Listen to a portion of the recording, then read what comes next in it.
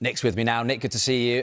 So, look, emphatic scoreline, as we said. Barcelona were actually the bookies' favourites, weren't they, before kick-off last night? And after that performance, do they justify the tag, do you think? Well, there are a lot of serious contenders in the mix, aren't there? But I think they're right up there. Yeah, really impressive result from them. Again, that front three just have the capacity to blow teams away, don't they? And we saw that last night. Yamal, Lewandowski, Raphinha, all on the score sheet.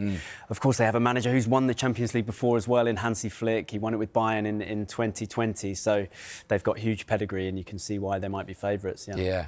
And look, when we talk about Mr. Raphinha, because Leeds fans remember him fondly from his time in the Premier League at Ellen Road, £55 million they got for him. They'd probably be feeling shortchanged, won't they? Right now, looking at his performances this season. Yeah, he looks worth double that, doesn't he? He's been fantastic. He didn't have the easiest start at Barcelona, but he's gone to another level this season. He's up to 19 goals and assists in the Champions League this season, which is the most by a Barcelona player in the competition since this man, Lionel Messi, in 2011-12. So we can compare their records in this graphic here. So as you can see, they're both on 19 goals and assists combined. Lionel Messi had 14 goals, 5 assists. Raphinha has 12 goals and 7 assists. They played the same number of games, but what you'll see is that Raphinha has actually played fewer minutes than Messi played that year. So he comes out on top in terms of goals and assists per 90 minutes. Raphinha with 1.85, even more than Messi on 1.73. So that just shows you how well he's doing this season, Raphinha, in the Champions League. He's having an absolutely stunning season, and Barcelona will be hoping it continues. Yeah, and in terms of that front three then, how memorable will that go down in Barcelona history? Obviously depends on what they do for the next couple of months this season.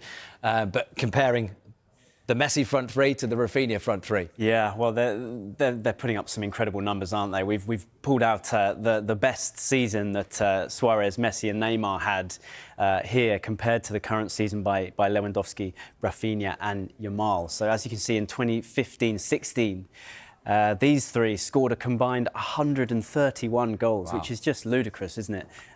Looking back at that now. And you can see how that compares. So here's the current front three this season.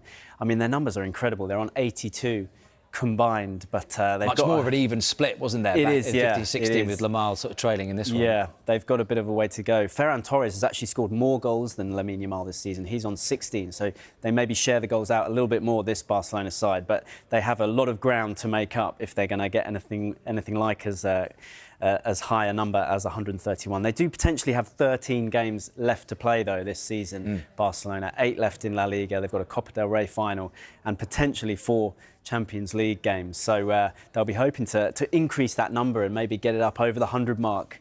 You wouldn't bet against them, but a lot of work to do to catch these guys. Increase that number and potentially head towards a treble. You mentioned Hansi Flick, a Champions League winning manager. That's what's in the telescope, isn't it, at the end of the tunnel? I think so, yeah. I mean, they're in a fantastic position in every competition, aren't they? And we see that here in La Liga. They're top.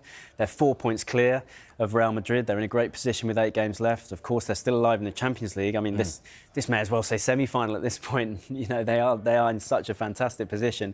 And then they've got the Copa del Rey final to look forward to, and that's against Real Madrid later this month. What a prospect that is. So they are having a fantastic season, and they'll be hoping to get over the line in all 3 of these competitions. Yeah, and look, new stadium coming as well. They've been in the shadows, haven't they, of Carlo Ancelotti's Real Madrid in recent seasons. What about the team that were beaten heavily last night in Borussia Dortmund, last year's finalists? What chance do we give them? I mean, 4-0, it's been done before. We've been talking about Emery and Luis Enrique in the past, haven't we? It's been done once before in Champions League history, so history is not with them. But I mean, we all remember this incredible tie, don't we? In 2016-17, last 16 tie between PSG and Barcelona, a 4-0 win for PSG at home, and then that stunning 6-1 win for Barcelona in the second leg.